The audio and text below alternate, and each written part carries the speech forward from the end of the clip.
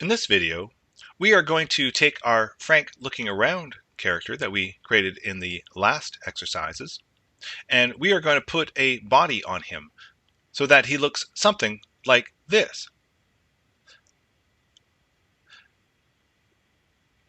We are going to be utilizing the pen tool and shape layers here in After Effects. What we're going to discover is that we don't need to do a lot of complicated rigging in order to do some basic character animation. If we can work effectively with the pen tool, we can do a lot of character animation using just After Effects shape layers alone. We're going to start by animating the body, but we are also going to animate the arms.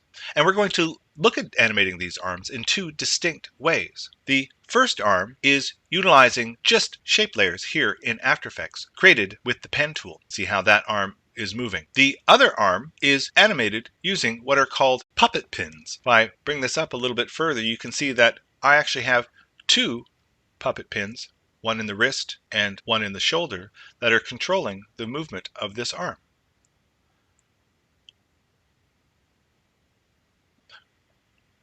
So what I want you to do is create a new composition, 1920 by 1080, as we've been doing. And inside of that composition, I want you to place the Frank animation that we did in the previous exercises. I've got that placed here. I've raised it a little bit in my composition so it's not right in the middle because I want to have some room for the body. Let's begin there. I'm going to give myself a little bit more room in my composition window. The first thing I'm going to do is come to the layer drop-down menu and create a new shape layer for the body. Before we do anything with it, let's rename it to body. Press return. At the moment, the body layer is in front of the face layer. We're going to want to rearrange that, so I'm going to take the body layer and drag that below the face layer. Now, there isn't yet anything on this shape layer. We could come up to our toolbox and click on our shape rectangle tool and click and hold to reveal the other types of shapes that we can put into this layer. But we're not going to use any of those. We are going to use our pen tool. If I click and hold, you can see that the pen tool has a lot of the same tools that we see in Illustrator. And for the most part, the pen tool does work very similarly to the pen tool in Illustrator. So I'm just going to zoom in just a little bit so I can see this a little bit better. I've got my pen tool selected, and I'm going to begin this shape just off the bottom edge of my composition window and just a little bit to the outside of the head. And I'm going to click once. And there is my first anchor point. I'm going to move along my desired path, and I'm going to put what will be Frankie's right shoulder just underneath his bolt as it connects to the head. I'm going to move over to the other side of the head, and just again underneath the bolt, I'm going to click once. My next move is to go again just below the composition window and a little bit to the outside of the head. Click again, and I'm going to finish this shape by clicking on the original anchor point, and you can see I get that closed path icon, that little circle next to the pen. Now I've created a shape here on my body layer, and you can see that it has anchor points very similar to a shape in Illustrator. One of the differences, though, is that the pen tool is also our selection tool. You'll notice that if I hover the pen tool over top of one of these anchor points, it turns into a selection arrow that allows me to click on that anchor point and move it. You can see I can click on any one of these anchor points and move them independently. This is how we are going to animate this body shape. I'm going to hit Command Z a couple times to get back to my original shape. Now let's take a look at the property that we're actually going to be animating.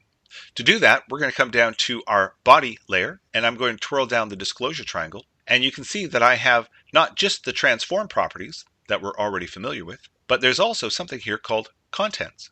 If I twirl that down, you'll see that there's something here called shape 1.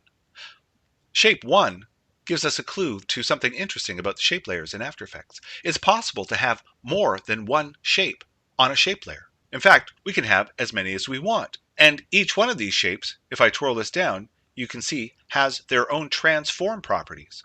I'm going to have to give my layers panel a bit more room here because I'm going to twirl that down to reveal that, yes, in fact, there are all the familiar layer transform properties plus a couple of other ones that allows us to control each one of these shape layers.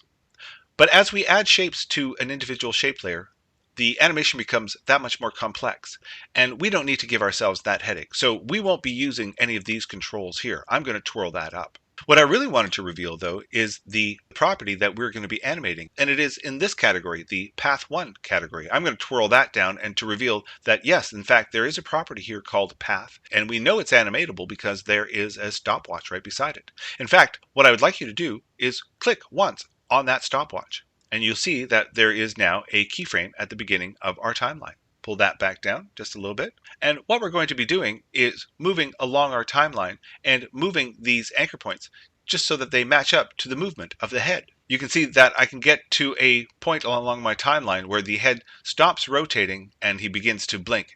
And what I would like to do at this point is put his right shoulder anchor point and his left shoulder anchor point in their proper positions. But I want to highlight something. I currently have the path property selected. And with that path property selected, all the anchor points are currently selected. You'll notice that even with my selection tool, I can't select an individual anchor point. I end up just selecting the whole group. I'm going to press Command Z. And that's because I have that property selected. But we can easily get out of this situation by clicking once on the body layer name. And by clicking on that body layer name, you'll notice that that property is no longer selected by itself. Meaning I can, with the pen tool still selected, hover over top of one of these anchor points, click on it, and move it. I'm going to put this anchor point just underneath the bolt, and I'm going to take this anchor point and move it just underneath this bolt. If I click on my current time indicator and scrub between those two keyframes, you can see that the body shape more or less follows the movement of the head, although there are a couple points where it starts to shift off. The body seems to be moving more quickly than the head at the beginning, and then at the end, the head is moving more quickly than the body. That's because there's some easing on the head movement. What we're going to do is add some keyframes in between these two keyframes so that we can keep the head and body moving together. It might be easier to do this by zooming in just a little bit using the slider down at the bottom. And I'm just going to move my current time indicator to the next point where I think I need to make a change. And I can see at this point here, the left shoulder needs to be moved out a little bit. At this point, the right shoulder also needs to be adjusted. It's in this way, moving keyframes ever so subtly across our timeline, that we are going to create our movement. I'm just going to continue on moving my current time indicator along my timeline to the points where I want to make changes. At this point, the head is starting to move down, so I'm going to want to take my anchor point and adjust it appropriately.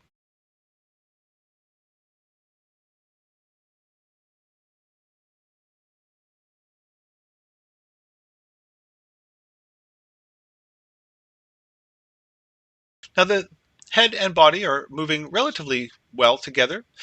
I could be more precise, but it's not absolutely necessary. But where precision is necessary is at this last resting state when the head stops rotating and looks straight forward. This is the point in the animation that I want to loop. And it will only loop effectively if I have the same shape in the body at the end of the animation that I have at the beginning of the animation. Luckily, it's easy for us to just select the very first keyframe of this animation and copy it and paste it at the position of a current time indicator. I'm just going to make a couple of other small adjustments to these keyframes. I see here I've selected my path again, which means all my anchor points are selected. I'm going to again just click once on the body to unselect that. Now I'm going to again make some small changes to the position of those anchor points. There we go. I'm going to zoom out so I can take a better look at that.